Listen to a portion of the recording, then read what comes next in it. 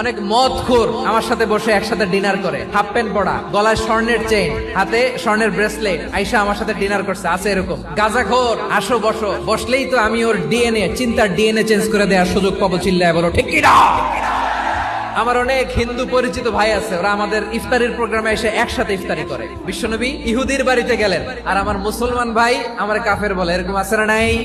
মুসলিমরা দেখতে পারে না, সহ্য করতে পারে। বিষ্ণু ইসা ইসলামের খাদেম ছিল ইহুদি, এতদিন খেদমত করলো, একদিনও বিশ্বনবী ওর কালিমার দাওয়াত দেয় নাই। কারণ কি? বিশ্বনবী একটা ভালো সময়ের অপেক্ষা করতেছিলেন। দায়ী সুযোগ খুঁজে, কখন দাওয়া দিলে ব্যাটে বলে হবে, ঝোপ বুঝে কোপ মারে। বিষ্ণু ইসা ইসলাম ভালো সময়ের অপেক্ষা করতেছিলেন। দেখি আস্তে আস্তে এমন সময় আসছে, ছেলে এবার মুমূর্ষ, যখনই টাইমিং পেয়েছেন দাওয়াত দিলেন, পড়ো লা ইলাহা ইল্লাল্লাহ। প্রতিবেশী ইহুদি হোক হিন্দু হোক, যাবেন, সুসম্পর্ক রাখবেন, উপহার দিবেন, বিপদে পাশে দাঁড়াবেন। অসুস্থ হইলে একটু আপেল নিয়ে যান, আঙ্গুর নিয়ে যান। ইসলামের বিউটি দেখে, সৌন্দর্য দেখে অবাক হবে। নসিব ভালো হলে কোনোদিন কালিমা পড়ে মুসলমান হয়ে যাবে।